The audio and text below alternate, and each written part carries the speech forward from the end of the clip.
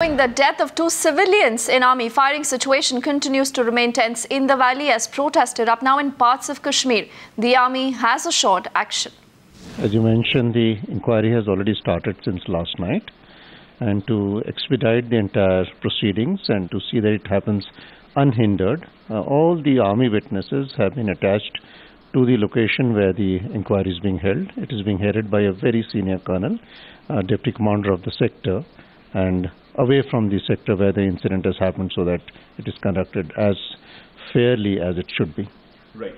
So, talking of the standard operating procedure, normally we see that from your side, the direction to the troops is that until unless you're not fired upon, you will not fire. So, what exactly went wrong in this particular incident, and what are the preliminary investigations that you have found out on this?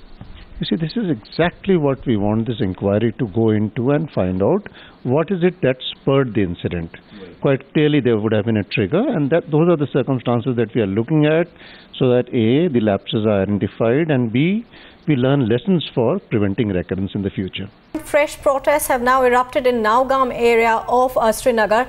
The protesters and the police have clashed. 2 policemen have been injured. Times Now's correspondent Mir Farid sends us this ground report.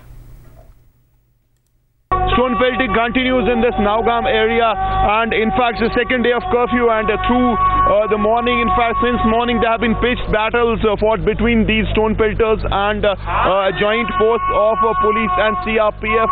Now curfew restrictions have been continued, and not only in this area but also in the old part of Srinagar city. Now as you can see, there are around 100 to 200 of these protesters who are since morning pelting stones, and the police is retaliating with bait and charge and tear gas smoke shells. Now the situation continues to be tense. This is the area, of course, from where these victims who were in fact killed in army fighting belong, and that is why there is anger still that persists in this area. And the fact is that the police and the authorities are fearful that once the restrictions are lifted, these protests can spill to other areas. So that is why restrictions continue, and in fact since morning they have been battling these stone pelters, being protesters, and right now as you can see there is yet another charge that they are taking. The police moving towards these stone pelters, trying to disperse them, and these are the scenes that are happening since morning. In fact these